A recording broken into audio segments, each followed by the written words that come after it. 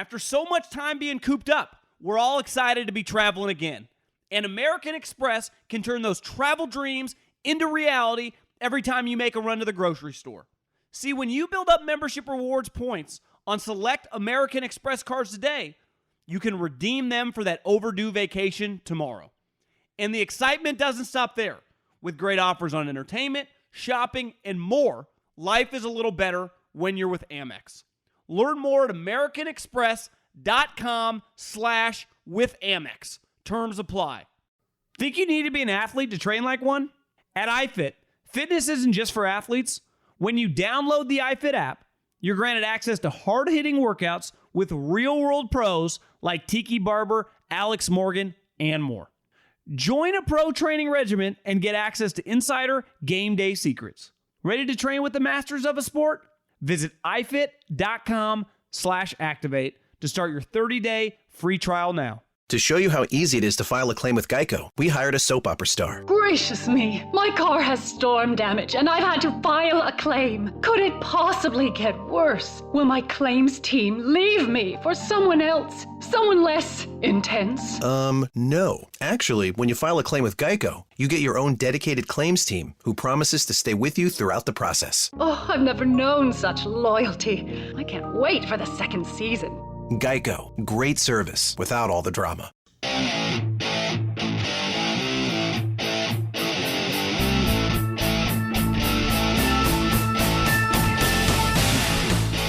What is going on, my people?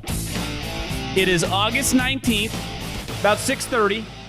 Nick Mullins has just entered the game for the Birds against the Pats, and I said it's time. Fire up the old Apple computer, grab my mic, and start podcasting. Because that's what I do. I'm a podcaster.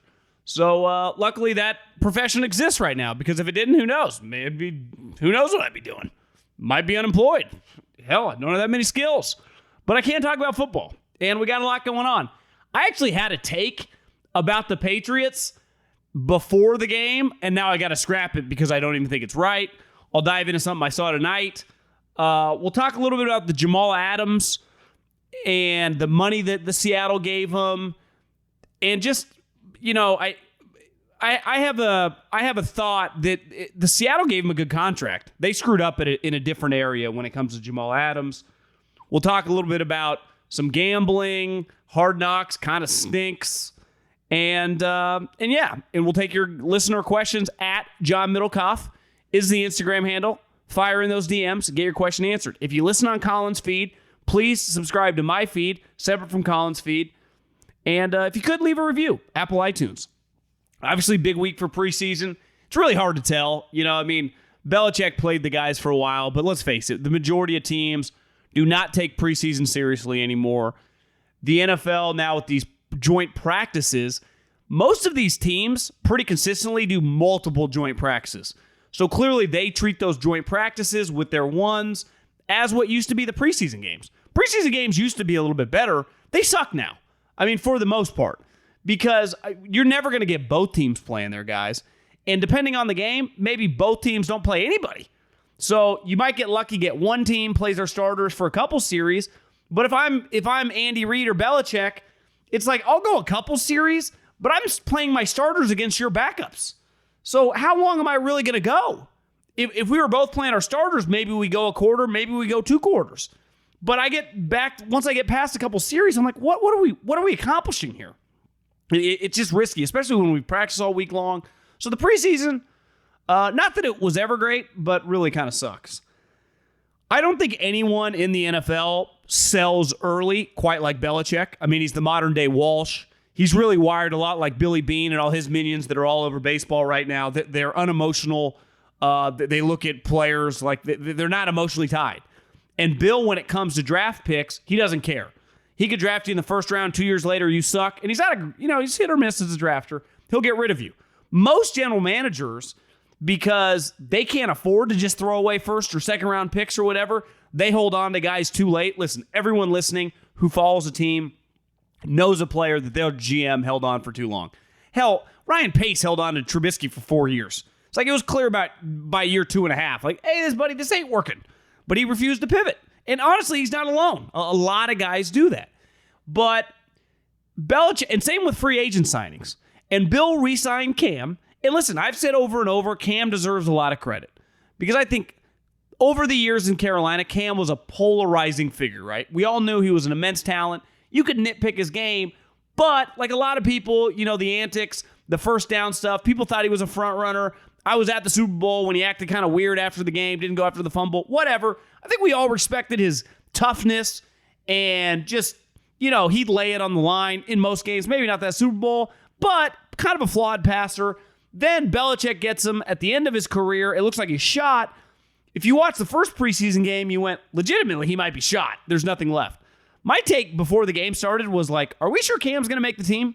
Because we've seen over and over Bill Belichick does not give a shit. And I Googled, they had paid him like $1.5 million. Now, granted, it's not Bill's money, but it just didn't feel like, are we sure that Mac Jones is not going to win the starting job? Then you watch tonight. Now, granted, the Eagles are playing backups. Cam looked really good. That's as good as he's looked in a couple years, just in terms of his accuracy, his poise. Now, granted, the Eagles, backup defensive linemen, they're getting no pressure. So it's truly hard to tell. I heard, I don't think it went great for Cam during Eagles Patriot practices. Actually, according to all reports and some people on the ground floor, I think the Eagles kind of took it to the Patriots. Now, granted, the Patriots left some guys at home. Both tight ends weren't there. Gilmore wasn't there. But a big part of that is Cam just wasn't very good. So it's hard to tell with Belichick. Mac Jones looks good relative, in a preseason environment against the Rees. He looks calm. He looks collected. He can run their offense. Because what do the Patriots do? Let's face it. And this is no shade at Tom. I think he's the greatest quarterback ever. They run kind of a dink and dunk operation. They throw to the running backs. They throw to the tight ends. They aren't really a down-the-field passing team. That ain't their deal. That's not the offense Josh McDaniels has run with Tom.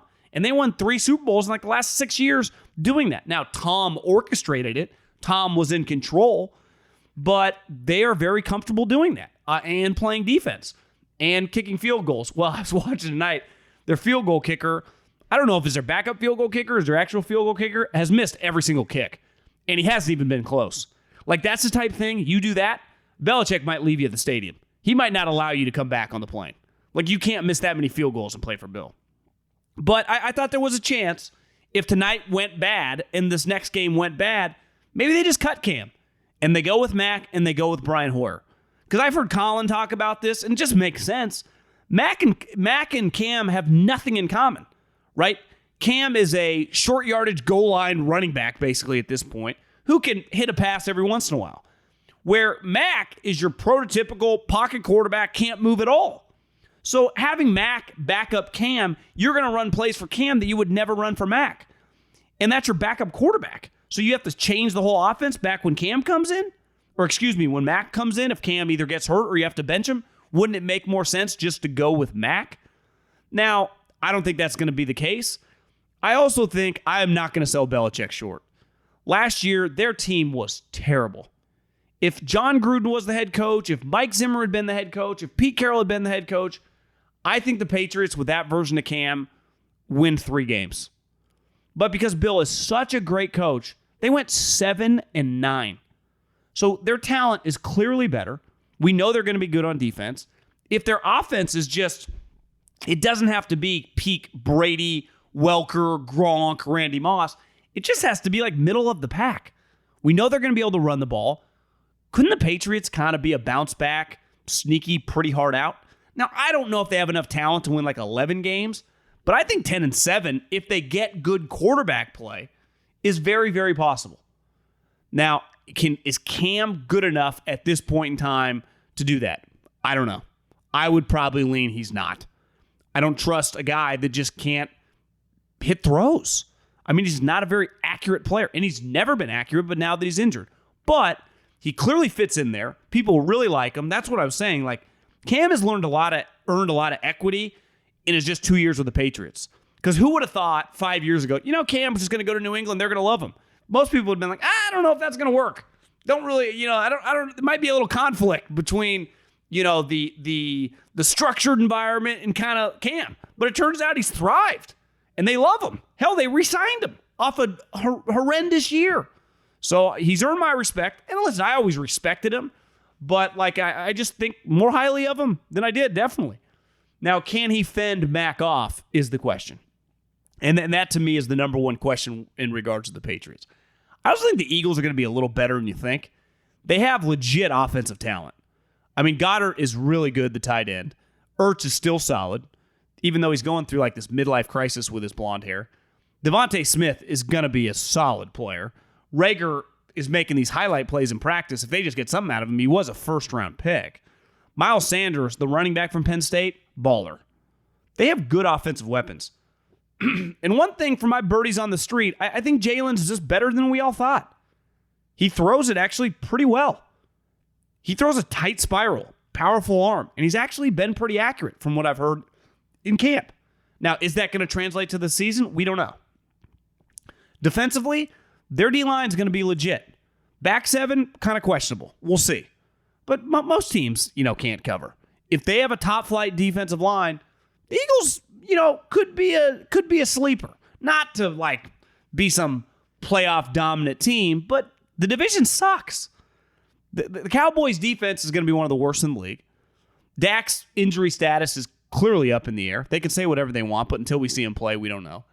Washington is very, very dependent on Fitzpatrick, who had a good year last year, but we'll see. Doesn't usually have back-to-back good years. Now, their defense is awesome. The Giants, their quarterback might just stink. So I don't think it's inconceivable that 8-9 wins this division. It felt like 4 wins won it last year. So, I mean, honestly, what did win it? Was it 6-10 or 7-9 won it?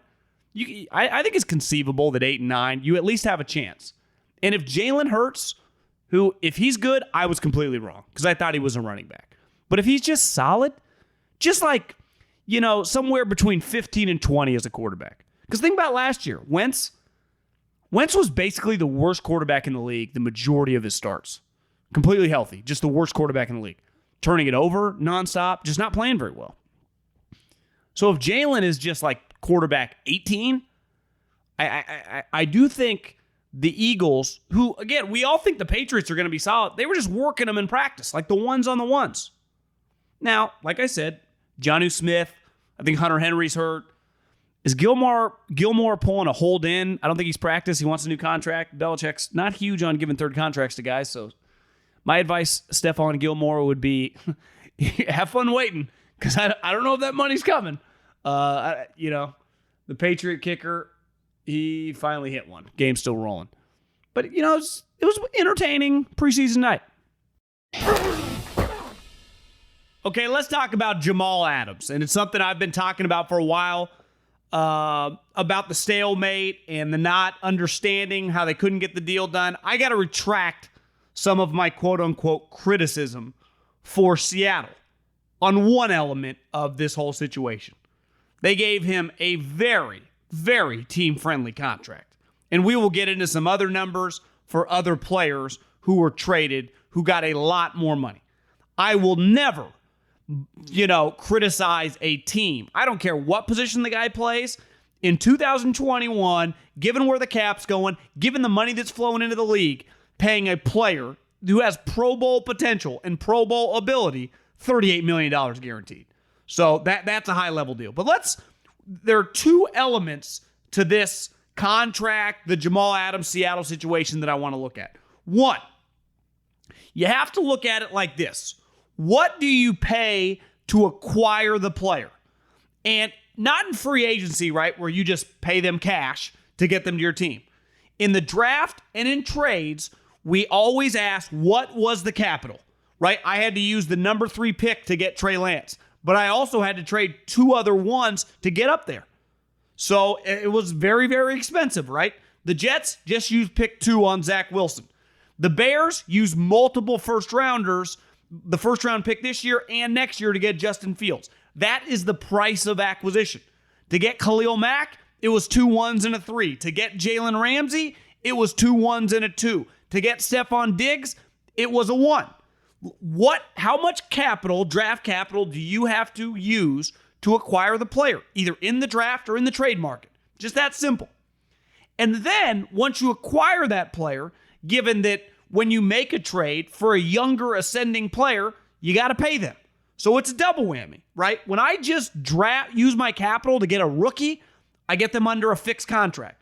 When I acquire a player, Khalil Mack, Jalen Ramsey, Stephon Diggs, Jamal Adams, I then have to use my salary cap cash, and usually a lot, to pay them. So to me, the number two, what they actually paid him, no beef. Guaranteed money, I'm talking total guarantees, $38 million. Here are some other examples. Khalil Mack got 90. Now, obviously, different positions are worth more, but again, $90 million for Khalil Mack. Jalen Ramsey, 71. Now, I would take Khalil Mack and Jalen Ramsey over Jamal Adams. That's not the point. But we have to, because I see a lot of people like, I can't believe they paid that much. They didn't pay that much. It's basically like a 2-year contract. $38 million. Diggs last year got $40 million. I have zero issues with the contract. Props to Seattle. It was pretty well reported. They had this contract offered to them for weeks, and they didn't budge. And they shouldn't have. This is a fair contract. A lot of money, but relative to the rest of the league, not that much money. Like the 49ers last year with George Kittle. They got him for like $30 million guaranteed. Amari Cooper a year ago got 60. So what they actually paid Jamal Adams, good business. My issue, though, is what they paid to acquire him. It doesn't look great. Because typically when you acquire, like it made sense for Khalil Mack and Jalen Ramsey. Those are true premium positions. Definitely more pass rusher than corner. But Jalen's such a lockdown corner in a passing league. Two ones and a 2. I can do that. 2 1s and a 3. Somehow John Gruden put a pick swap in there for Khalil. Impacts the passing game. I dig that. Stephon Diggs last year, who is an elite wide receiver, cost a 1. Obviously impacts the passing game greatly, is a wide receiver. The question for Jamal Adams is, does he impact the passing game truly? I've talked to a couple people in the league, and they described him as someone who plays forward, not backwards. He's a great tackler. He's a great run defender. He's a good pass rusher, but you can't ask your safety to pass rush that often. I don't know, because you need him back in defense. The problem, as a stat that I saw yesterday, Vince Wilfork, who is probably about 350 pounds, has more career interceptions than Jamal Adams. So what was the market in a passing league? He's a good player. I am a Jamal Adams fan. I just think they overpaid to acquire him. And I get they're in win now mode. You can't think like that. Who else was offering 2 1s, right? Couldn't a 1 and a 2 have got him? I give the Jets a lot of credit for getting 2 1s and a 2. That's not what he was worth. The Seattle dramatically overpaid. Think about this. Minkah Fitzpatrick, who I'm going to wear this one, I was wrong. I thought the Steelers were morons when Ben tore his elbow for trading for Minkah Fitzpatrick. Well, in 2019 and 2020, Minkah Fitzpatrick has been a first-team All-Pro in the passing game. That's where he impacts the game. Now, obviously, he's a good tackler. He can play in the box, too. He's great in space, playing the ball. He's an elite space player, going backwards. So, listen, I would want Jamal Adams on my team. And I would be willing to give a first-round pick for him, especially when I know he's not going to be that expensive. I think the only place where you can be critical with Seattle is the capital they gave up to acquire the player. Because I can't imagine there were other teams lined up for Jamal Adams at that price point. And I say it all the time in the draft. It's a marketplace. Trades are a marketplace. There were 10 teams lined up when Khalil Mack, when John Gruden put him on the open market. It's like the equivalent when you see Forbes and they put the valuation of these NFL teams. It's completely fake. Because if you just put these teams up for bidding, like, what are the San Francisco 49ers worth? What are the Las Vegas Raiders actually worth? The Seattle let an open bidding for the super rich guys, 3 or 4 of them, bid for the team. If you think it's worth $3 billion, you'll get 4.5. I'll promise you. Like, that was going to happen with Khalil Mack. Hell, that was probably happening with Jalen Ramsey. I can't imagine that happening with Jamal Adams. Not for that price. I think we see it all the time right now in the housing market, which is actually slowing down. But you start seeing some of these houses, you're like, these people are paying like $1 million over asking in some of these areas.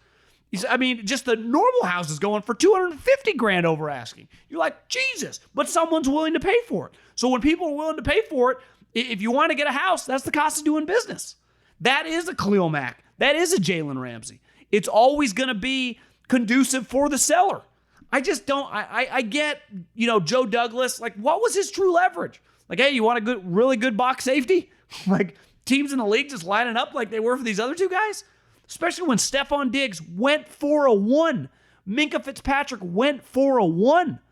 Like, I just don't quite understand how Seattle got to that valuation.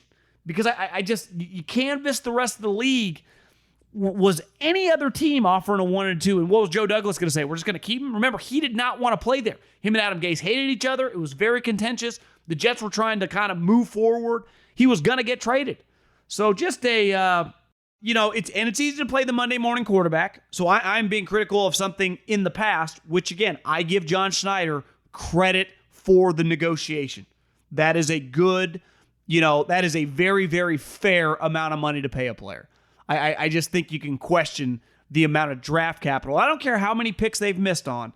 You give up 2 1s and a 2, my mom might eventually hit on a pick. So these guys, that's a lot of draft capital to give up for a player that clearly has some flaws. Fox Sports Radio has the best sports talk lineup in the nation. Catch all of our shows at foxsportsradio.com.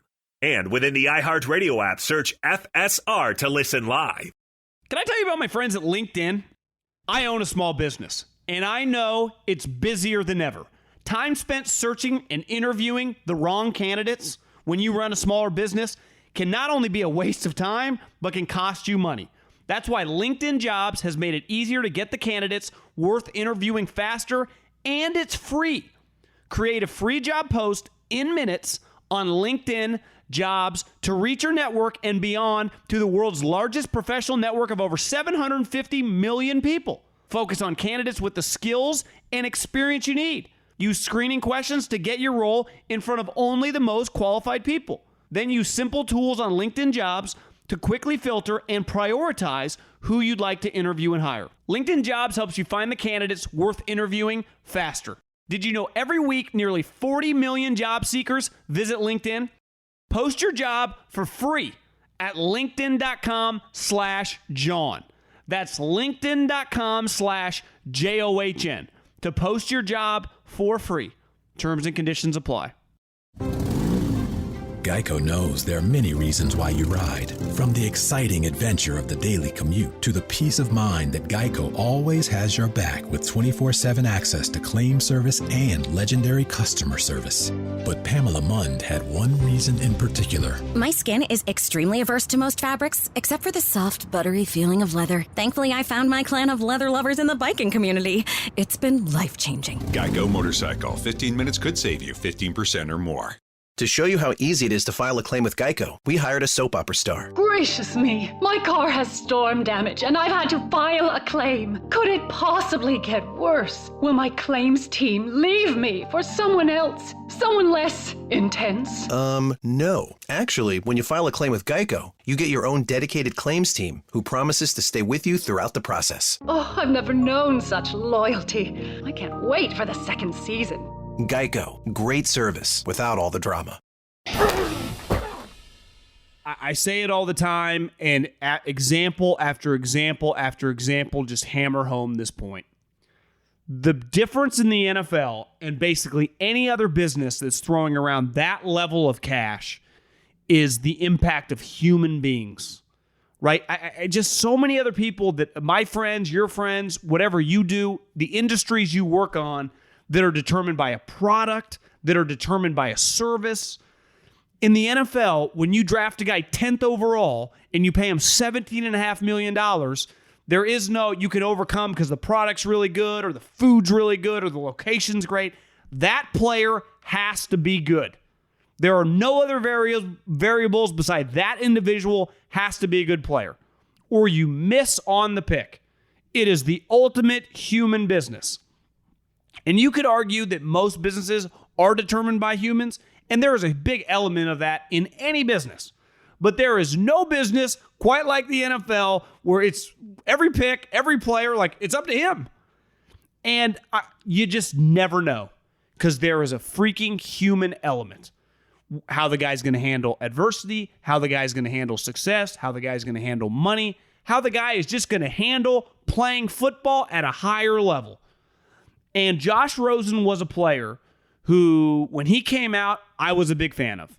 I would have had no problem drafting him in the top 10. I thought it was a really good pick by the Arizona Cardinals. It not only was a terrible pick, he's one of the biggest busts in recent memory. If this ends right now, and I think it might, having seen him at practice, he's not any good. He will go down his career having less starts in the NFL than Jamarcus Russell. And here's the thing. Jamarcus Russell failed, but we all know why. He was lazy. He got addicted to the purple drink. Like, it was self-inflicted. Even to this day, people go, Jamarcus had a lot of talent. He just didn't put in any effort, didn't give a shit. And then it was too late. And people were out on him. Josh Rosen, no one's saying he's not trying. He's not maximizing everything he has. It turned out this guy that was drafted 10, and I would say, I don't want to say universally, but most people agreed that talent was not the issue with Rosen, remember? It was maturity. It was, he was kind of a different cat. It was, he comes from a lot of wealth. Does football mean that much to him? And it does feel like he's put all of his chips in the middle of the table. And it simply exposed his talent was not great. He can't move. Being at practice, he's not even accurate. He's out of the league. He's cut. He passed through waivers. He's just not an NFL player. Again, his career, if it ends right now, and listen, he might bounce around in a practice squad or two. It's one of the crazier fall from graces I've ever seen. He wasn't a second-round pick. He was the 10th pick in the draft. I got to give the Cardinals credit. Because not only did they pivot, they pivoted quickly. And they got a quarterback who, listen, Kyler Murray, we'll see if he ever becomes like a Pro Bowl level guy. He's clearly really talented, and on his worst day, he's better than Josh Rosen on his best day. Josh Rosen can't beat out Nate Sudfeld. Remember Nate Sudfeld? The guy that the Eagles put in week 17, and the internet basically waged World War III that the Eagles were throwing the game. Sometimes when I see Nate Sudfeld at Niner practice, all I can think about was like, the internet viewed you as the guy the Eagles used to tank.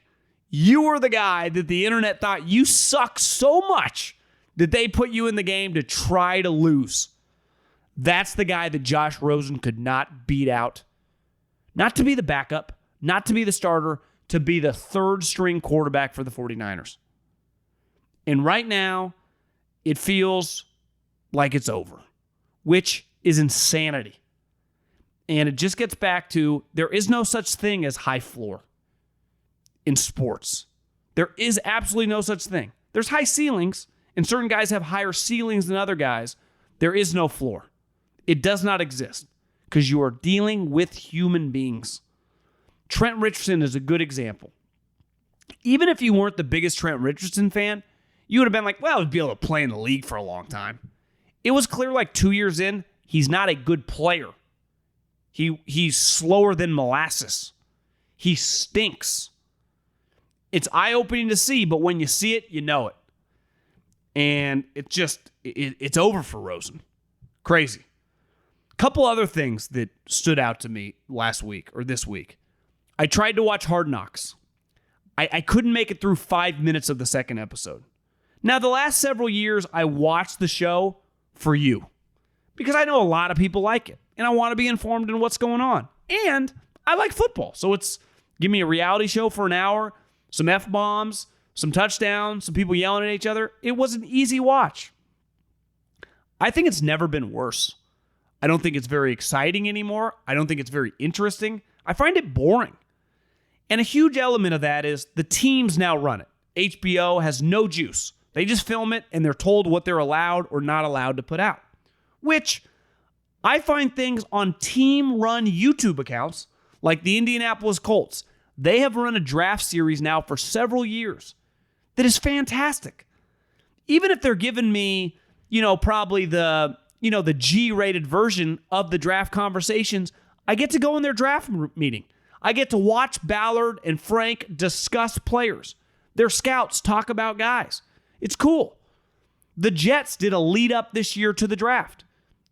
Or I guess it might have been the season. I don't even remember. They did like a 4-part series. Joe Douglas, obviously, all their new coaching staff, Saleh, the player. I thought it was interesting. I'm watching the Cowboys. One of the things Hard Knocks, the curveball they always had, was they would go into the personnel meeting room where the coaches and the executives would talk about players. Because the reality is in football, like I'm sure it's like this in basketball and baseball, those conversations are powerful. They can be negative. You can be just blasting a player. He's not good enough. We need to cut this guy. We need to replace this guy. Or they can be informative. The second round guy, we need to get him better. We need to get him up to speed. You don't get any of that crap anymore. They have X-nayed that out of the show.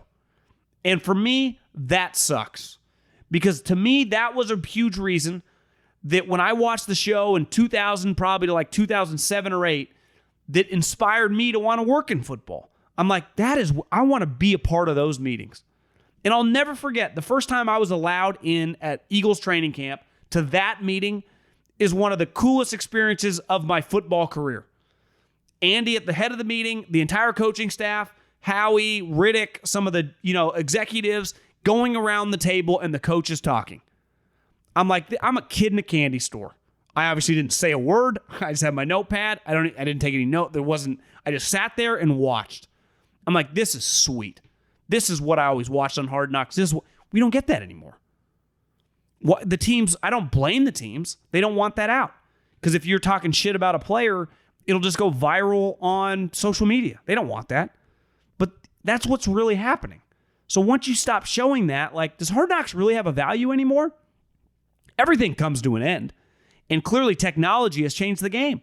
The 49ers do a show. Hell, whatever team that you root for that you're listening to this, your team does something on YouTube. An inside look with the coaches and the general managers during the season, during the offseason. Do we even need Hard Knocks anymore? I'm not trying to hate on the Cowboys. I don't blame them for trying to be boring. All these teams the last couple years have tried to do that. And if your coach is not a big enough personality, like Bill O'Brien was a couple years ago, where he was just a nut job, it's not a good watch. It's not fun anymore. And listen, one thing we realized with reality TV as the years went on is reality TV is not actually reality TV, right? It's scripted. We know all these reality television shows, not Desperate Housewives, but Housewives of LA or whatever reality show you watch, it's like a television show now. It's all fabricated, scripted. They create it. And we're okay with that. We just watch it for dumb entertainment. I think it's hard with the NFL. It's like this is because the actual real stuff is happening, but we don't even feel like we're getting it anymore. That saddens me. And I wanted to let everyone know that I'm officially out. Hard Knocks has lost me. And I am someone who makes his living off talking about football, who watches an unhealthy amount of football Friday through Monday, or I guess Thursday through Monday for 5 months. It's literally the lifeblood of my survival economically.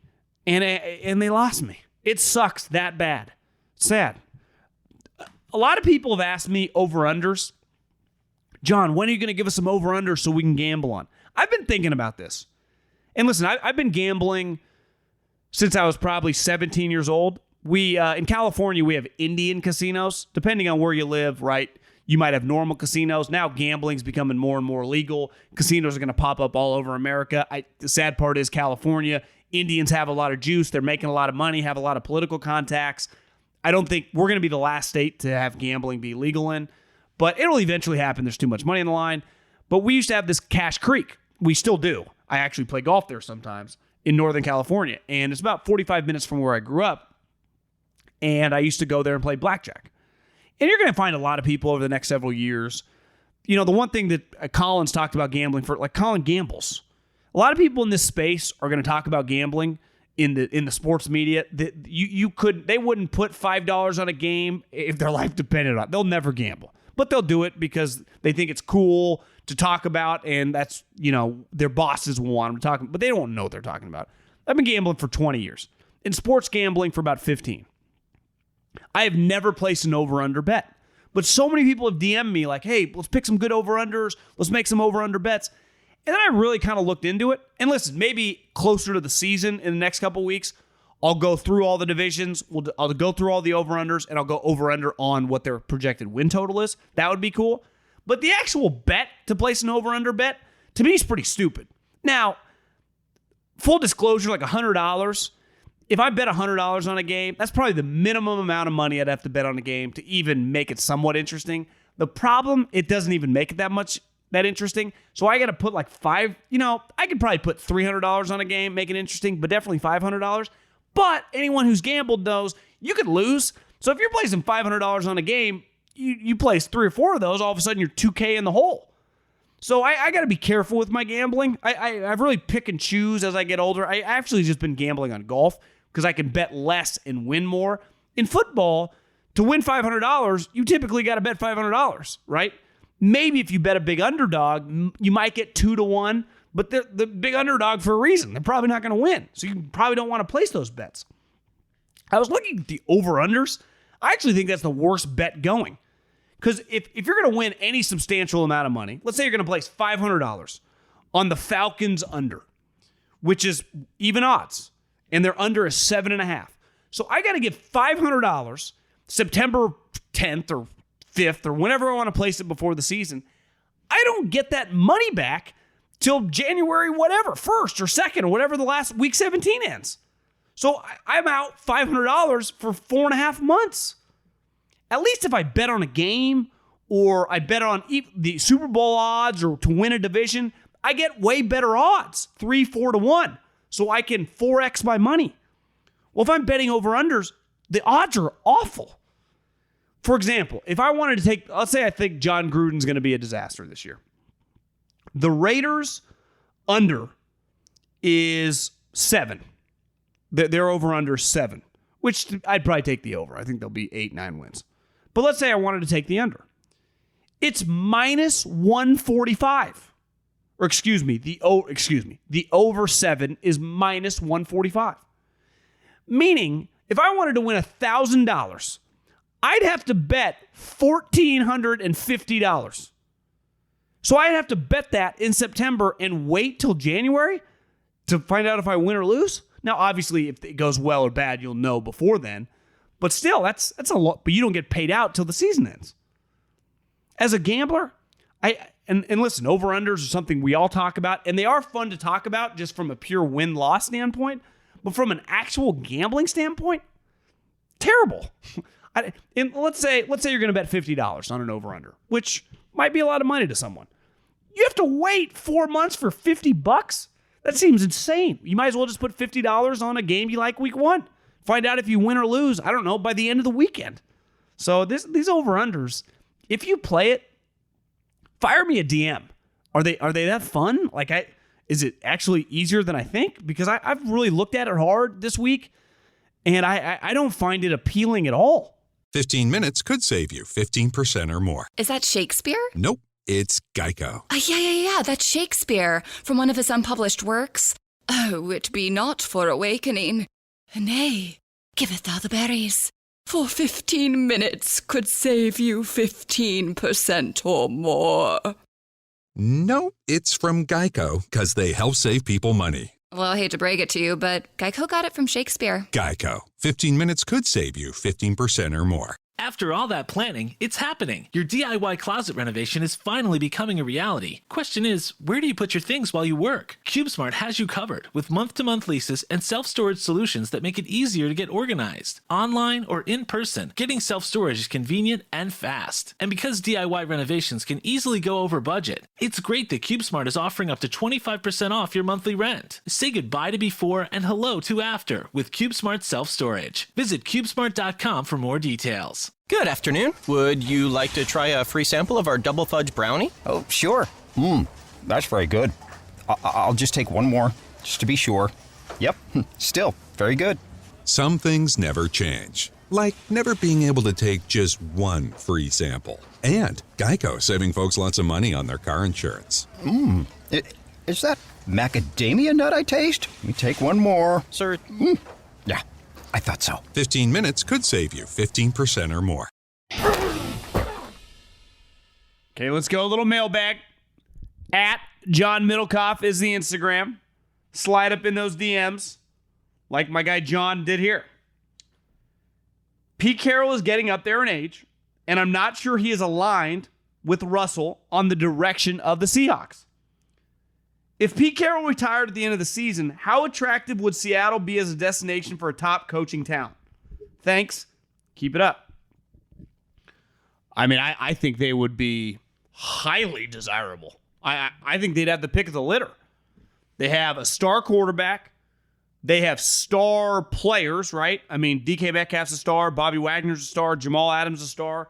They have a great fan base. But again, they have a star quarterback who's in his early 30s. They have a big-time general manager. I think that they would... I think they'd have a lot of options, for sure. You mentioned Earl Thomas and wanted to get your thoughts on him being in the league this year. Also, Tebow should have tried out as a fullback with his knowledge of the backfield.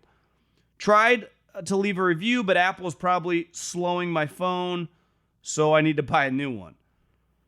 Earl Thomas, he was out of the league last year, right? Once that thing happened in Baltimore, it got weird. I don't quite know. Clearly, I don't know if diva's the right word, but he just can't interact or get along with people anymore for whatever reason. And he's not as good. So as Doc Rivers once famously said, you got to be better than your problems. And it's like a supply-demand chart. The moment your problems are bigger than your ability, adios, bye-bye. In pro sports, they're paying you so much money. Once you become a pain in the ass and your game starts slipping, it's why guys that are high character guys, that as their game slips, they play for much longer because people like them. People want them around. Larry Fitzgerald hasn't been an elite player in years. Cardinals love that guy. There's something to be said about having high character guys who are star players and keeping them around. And the moment you start booting guys, it's usually because something's up. And I don't pretend to know what's up, but, John Harbaugh said, get out of here, bro. How beneficial has it been for Josh Allen to have Daboll for 3 going on 4 years? Do you think if the Bills make the playoffs again, Daboll is going to get a head coaching job? And could that set Josh Allen back? Yeah, it's definitely beneficial. I mean, anytime... Think about any situation you've had, right, in work. When you work around the same people over and over again, you have a big advantage. There's continuity. And in football, when it comes to the offensive coordinator, of course there's continuity. Now, because Josh Allen was quote-unquote such a big project, that having Josh Allen, having the individual that coached him up, right, their head coach is not the guy coaching him on a daily basis. Now, Sean impacts him from a mentality standpoint, from a mentality standpoint. Did I say mentality twice? From a psychological standpoint, for sure, and sets the tone in the franchise. But in terms of X's and O's and dropbacks and, the offensive philosophy and playing the position, Daboll plays a huge role, for sure. So, yeah, it'll hurt. But I do think it's a bigger deal like when a first-year or second-year quarterback loses their coordinator. Josh is going to have 4 years under his belt. He's played the league for a little while. So I think once you get to a point, you should be able to handle the guy leaving your side, right? I'd say 4 or 5 years in the NFL, with one coordinator is a pretty long time if the head coach is not the coordinator. That means you're probably going to have success and that guy's going to get a job. It's like, what are they? Dog years is what, 7 years? Right, so, I'd say 3 years with a coordinator is like the equivalent of that's usually the max for a top flight coordinator. They usually just become head coaches. It's like eventually we move out of our parents' house. We got to go be a grown up. Well, kind of in college. You're actually not really a grown up. You're just screwing around drinking and eating all the time. It's pretty glorious. Normal life as you get older is not like that. So you actually don't become a grown up probably till you graduate college. My question would be, who is your Super Bowl bubble this year? Coward reference there. Keep up the good work. We'll continue listening. I'm kind of going to ride the hits on this one. I mean, I think Tampa Bay, Green Bay, Kansas City. I mean, those would be my... I have a hard time seeing the Cleveland Browns get to the Super Bowl. I just do. And I think they're going to be really good. I would say the Chargers could be a sleeper team, but they have a massive unknown head coach. They just do. And Brandon Staley, highly thought of guy, but he's never coached a game in the NFL. Now, people think really highly of him. He's sharp. He had the number 1 defense last year. He has a good star young quarterback. They got star players. Chargers could be really good. But like the Browns, can you close your eyes and visit the Chargers in the playoffs? Or I'm not in the playoffs. They can make the playoffs. But in the Super Bowl? Last time they went to the Super Bowl, Natron Means played Jerry Rice, Deion Sanders, Steve Young, Ricky Waters. Didn't go well. Steve Young threw 6 touchdowns in that game. Jerry Rice had 3. Ricky Waters had 3. Hey, John. Love the pod. Cardinals over-under is sitting at 8. Which side would you take? Also, do you have any smart money picks for the coach of the year? I like Bill. I think Bill would be a good one. I think Brandon Staley would be a good one. If the Saints were to make the playoffs, I think Sean Payton could be a sleeper. Zimmer gets them back to the playoffs. He could be a sleeper. From Arizona, move back to Tempe. From Flagstaff, favorite bar up there is Collins Irish Pub for a great selection of whiskey. Missed it up there already. Inspired me to start my own landscaping company in Flagstaff. Can't wait to get my own finance company started soon. Jesus. This guy's a business fucking maven here. Good luck, buddy. I would say the Cardinals, I like them right about 8. I mean, I think that's kind of the sweet spot. 8, 9, 7, kind of that range. I have a hard time seeing Cliff Kingsbury go like 10 and 7. I really do. I'm a loyal Broncos fan since Elway. I would like for you to tell me why I shouldn't murder Elway and Peyton for not drafting Justin Fields. He was in our lap at number 9 and they let him get by. I'm distraught over this. I had someone tell me today that has been going to Broncos practice. Actually, I heard it through a third person. So this guy knows a guy who's been going to the Broncos practice. He said Patrick Surtain is awesome. He had the pick 6 in the preseason game.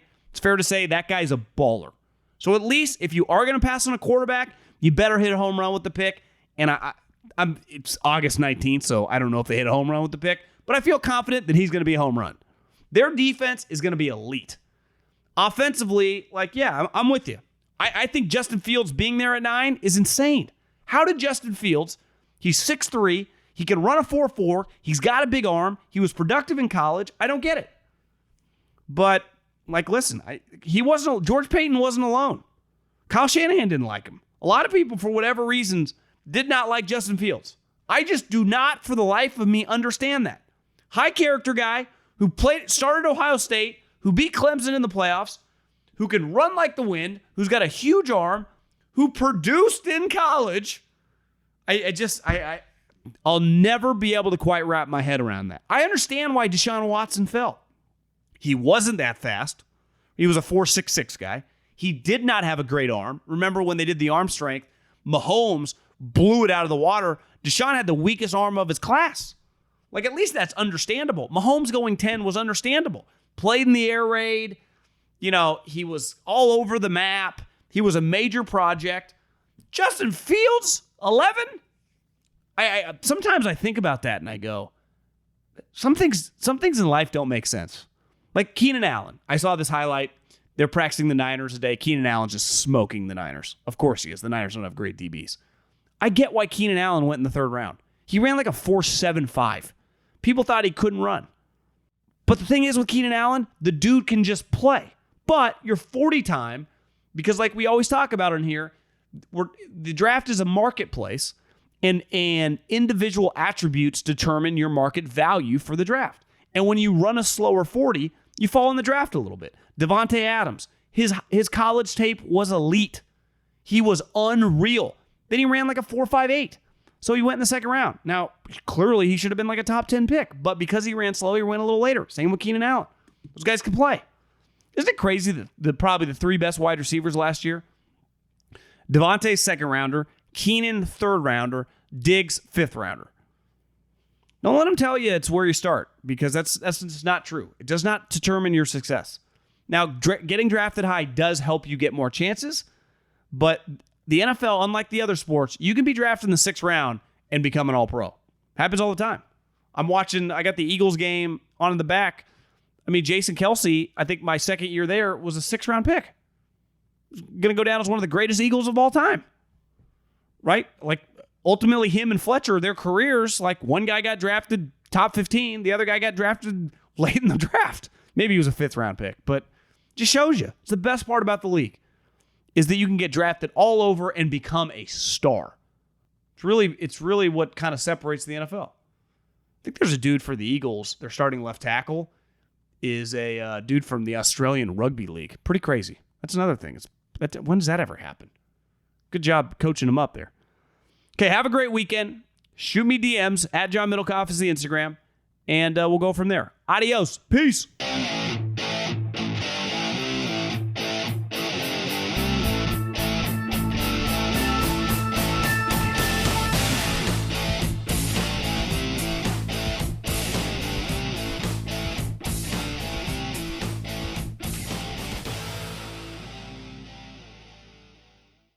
Think you need to be an athlete to train like one? At iFit, fitness isn't just for athletes. When you download the iFit app, you're granted access to hard-hitting workouts with real-world pros like Tiki Barber, Alex Morgan, and more. Join a pro training regimen and get access to insider game day secrets. Ready to train with the masters of a sport? Visit ifit.com/activate to start your 30-day free trial now. The free iHeartRadio app goes wherever you go, so you can hear all the things you love. That's exactly why we made it, so you can binge all your favorite podcasts anytime you want. And yes, it's totally free. Add to that being able to stream live radio stations from all over the country and even all over the world, from your favorite local stations to far-off stations that give you a flavor of another city. iHeart has it all. #1 for music, radio, and podcasts, all in one free app.